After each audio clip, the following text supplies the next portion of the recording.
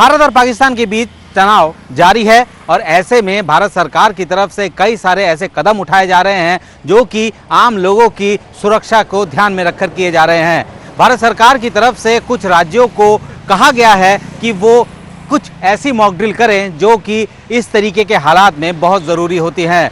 सूत्रों के मुताबिक इस ड्रिल की तारीख रखी गई है 7 मई और इसमें कुछ 5 ऐसे पॉइंट दिए गए हैं जिसको कि मॉक ड्रिल के जरिए जो है उसको ज़मीन पर उतारा जाएगा। सबसे पहला है कि जब एयर स्ट्राइक होता है या एरियल टारगेट कोई आता है या खतरा आता है तो उस वक्त अमूमन दुनिया के हर जगह पर वार्निंग सिस्टम होते हैं और उन वार्निंग सिस्टम्स को बजाया जाता है और इसी की तर्ज पर भारत में भी ऐसे व्यवस्थाएं हैं कि जब भी कोई ऐसी स्थिति आती है तो वार्निंग बजते हैं, वार्निंग सायरन उठते हैं और उसके बाद लोग अपने अपने सुरक्षित इलाकों तक चले जाते हैं। रिसेंटली हम लोगों ने देखा कि कैसे रूस यूक्रेन के युद्ध के दौरान भी जब भी कोई एरियल अटैक आता या कोई भी मिसाइल अटैक आता तो एकदम से जो सायरन बजने लगते हैं और लोग अपनी अपनी सुरक्षित जगह पर चले जाते हैं। इसी तरीके से इजराइल में भी देखा हम लोगों ने कि जब भी ऐसा कोई एरियल अटैक आता है तो उस वक्त सायरन बजने लगते हैं और लोगों को पता होता है कि किस सायरन के बजते वक्त क्या करना चाहिए। तो उसी तरीके की एक ड्रिल भारत में भी की जा रही है कि कभी कोई ऐसी स्थिति बनती है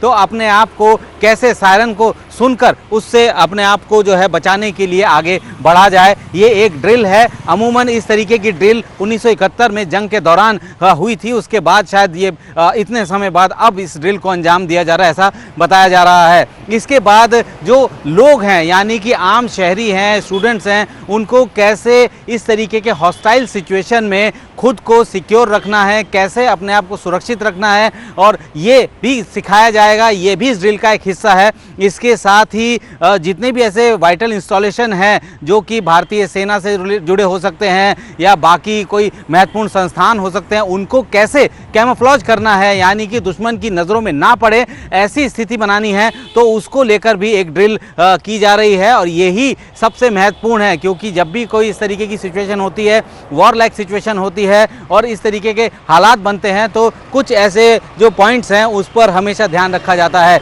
इसके बाद है टोटल ब्लैकआउट। जब भी ऐसा सिचुएशन आता है तो ब्लैकआउट की स्थिति होती है। हम लोगों ने देखा फिरोजपुर में ब्लैकआउट का ड्रिल किया गया। इसी तर्ज पर जो है कई ऐसे स्टेट्स को कहा गया है कि वो अपने यहाँ पे ब्लैकआउट ड्रिल भी करें, यानी कि अगर वॉर लाइक सिचुएशन होती है और वहाँ पे जो मेन ग्रिड से बिजली बंद कर दी जाती है, क्योंकि अमूमन बिजली उस वक्त बंद की जाती है जब रात के वक्त जब कभी भी एरियल अटैक होता है या कोई दुश्मन का एयरक्राफ्ट इर्द गिर्द आता है तो वो नीचे लाइट देखकर जो है अपने टारगेट को अचीव कर सकता है। ऐसे में बहुत सारे ऐसी चीज़ें हैं जो बहुत सारे ऐसे कदम हैं जिसको उठाए जाने हैं। मसलन आप लाइट नहीं जला सकते, बहुत सीमित जो है रोशनी में आपको काम करना होता है। इस तरीके के कई सारे ऐसे ड्रिल है। माना जा रहा है कि इस ड्रिल में भी इसका ज़रूर इस्तेमाल होगा। और साथ ही एक सबसे इम्पॉर्टेंट ड्रिल जो है वो ये है कि कैसे अपने इवैक्यूएशन प्लान को तैयार करना, यानी कि अगर कभी इस तरीके की सिचुएशन होती है तो कैसे इवैक्यूएट होना है, कैसे सुरक्षित रहना है।